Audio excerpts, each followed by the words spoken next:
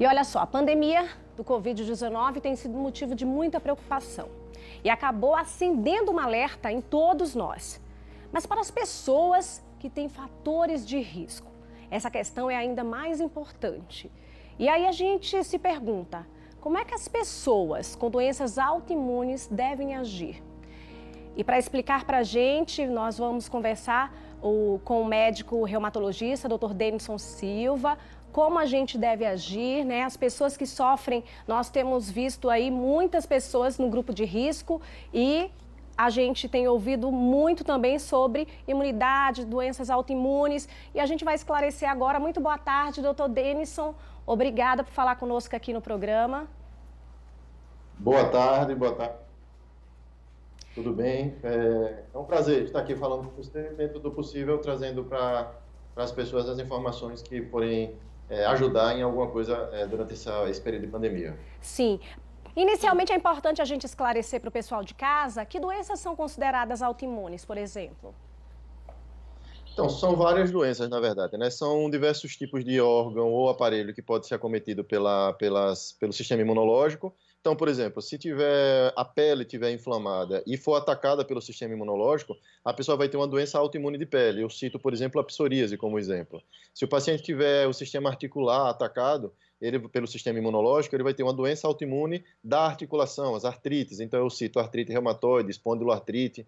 Se for o sistema nervoso central, às vezes pode atacar o cérebro, a medula, e aí seria a esclerose múltipla. Então, são mais de 200 tipos de doenças autoimunes, todas elas tendo o mesmo cunho, que é a inflamação provocada pelo próprio sistema imunológico do paciente. Sim, a gente ouve muito, doutor, falar sobre a importância do nosso sistema imunológico, né? É importante a gente estar com o sistema imunológico bem, a gente tem que fortalecer o nosso sistema imunológico. E essas pessoas que têm as doenças autoimunes, como é que elas estão nesse momento de pandemia, por exemplo? São consideradas grupos de risco, os cuidados são maiores?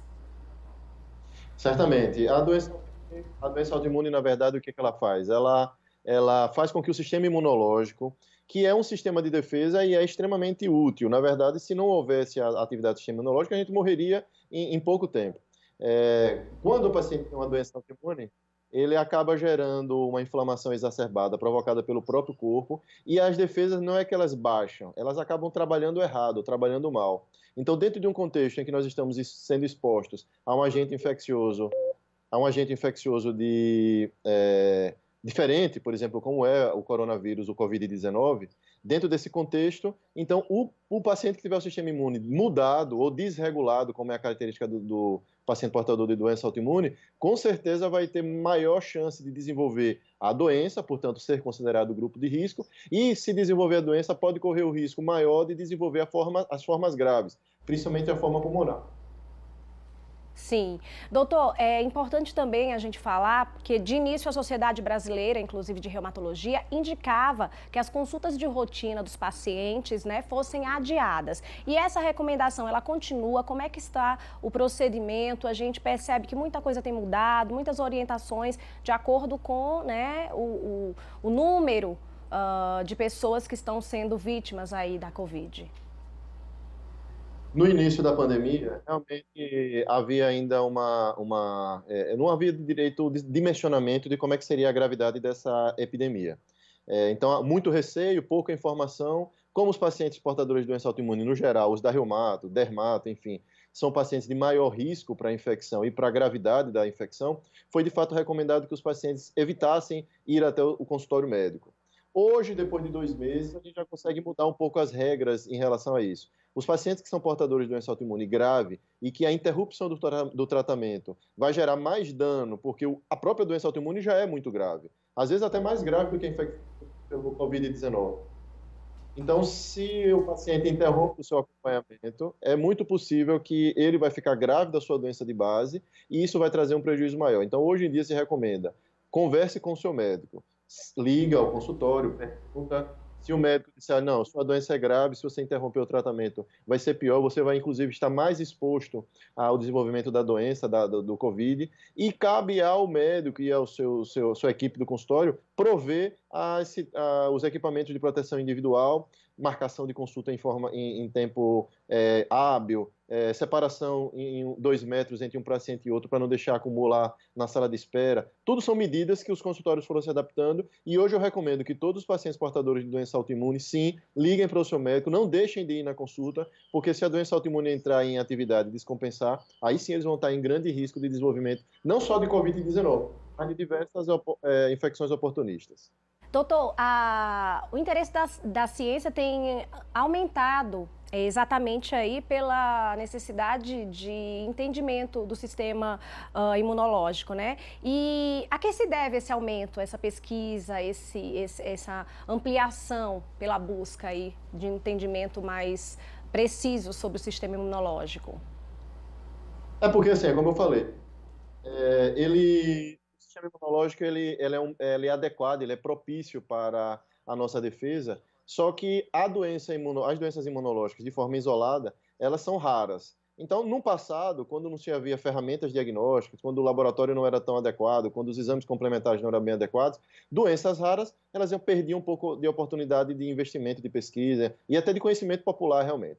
Com o advento da mídia, advento das mídias sociais, advento do acesso à informação pela população em geral, e com o advento, sim, de estratégias melhores de diagnóstico, mesmo que cada doença autoimune seja rara, o composto dessas doenças, vamos dizer, mais de 200, vão tornar os portadores de doença autoimune uma população extremamente prevalente. Então, mudou-se um pouco o panorama, porque o diagnóstico ficou melhor e também porque uma boa parte das pessoas agora tem acesso à informação, ou seja, quando se fala de lúpus, antigamente não se tinha muita noção do que era a doença. Hoje não, hoje a pessoa entra nos sites de busca a informação, verifica que o sintoma que ela está sentindo pode ser daquela doença, e aí ela tenta buscar ajuda, por isso que o interesse da ciência aumentou, e isso é bom, porque as doenças raras, apesar de raras em si, elas são extremamente prevalentes para cada uma das pessoas. Imagina uma doença que é muito rara, mas para aquela pessoa portadora daquela doença, a prevalência é 100%. Qualquer diagnóstico precoce, o tratamento, sempre vai ajudar no desfecho daquele paciente.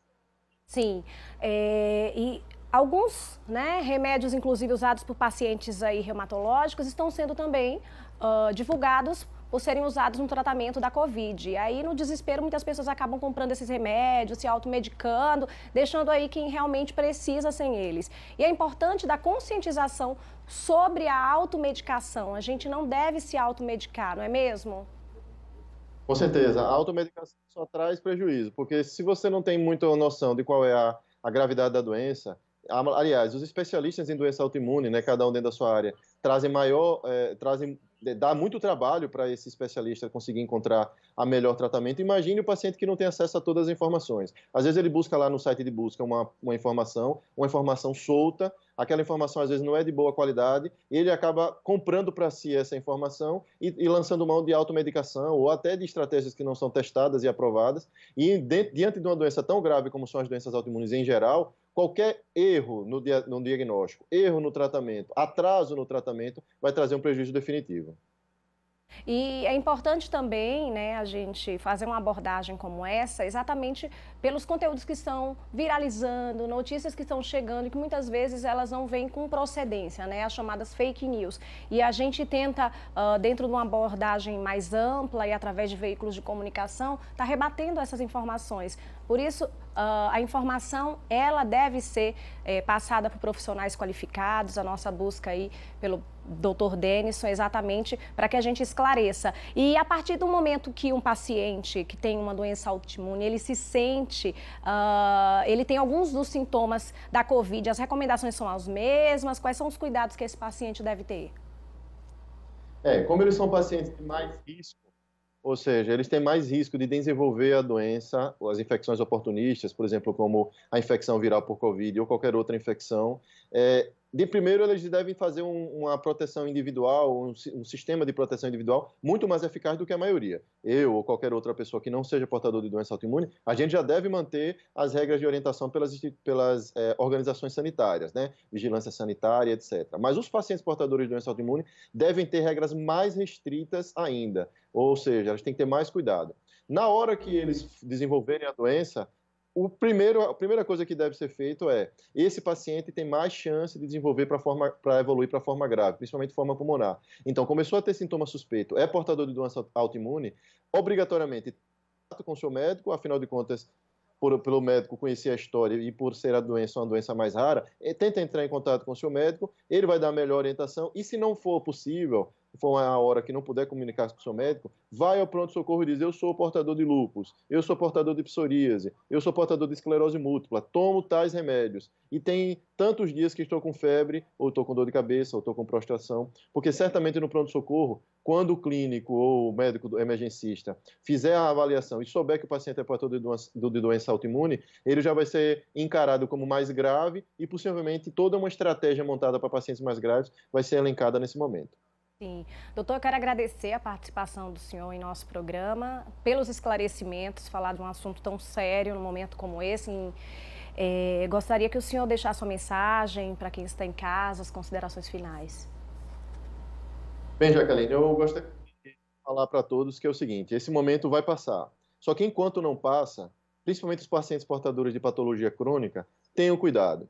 As medidas de isolamento que foram colocadas são medidas úteis, já foram testadas em outros países, mas elas funcionam para todo mundo, mas elas funcionam principalmente e devem ser aplicadas principalmente aos pacientes mais graves. Pacientes idosos, pacientes portadores de doenças crônicas, são todos grupos de risco, mas pacientes jovens, portadores de doença autoimunes, têm tanto risco quanto os pacientes idosos. Então, tomem cuidado, tomem as precauções adequadas, evitem que pessoas, mesmo jovens e sem comorbidades, que estão aí frequentando ambientes fora da casa, venham fazer visita a esses pacientes portadores de doença autoimune, não deixem de ir para a consulta com o seu médico, porque a sua doença pode estar descompensada e isso pode trazer um dano maior à sua saúde. Se você usa remédio de forma regular, do ponto de vista imunossupressor, só suspenda se o seu médico autorizar, porque uma doença autoimune maltratada vai trazer muito mais risco de contágio e de evolução para a forma grave do que se o paciente, do que a própria Covid por si só. Então, não vacilem, e façam com ele e combinem com ele da melhor maneira possível como deve ser mantido o tratamento durante a pandemia.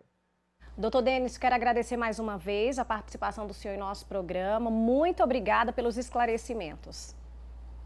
Obrigado. Uma ótima tarde. Olha só, importante, né? Você sabe que aqui no Você em Dia nós sempre abordamos tudo relacionado, né, aí à saúde, tudo relacionado ao bem-estar. E fique atento, a gente sempre se preocupa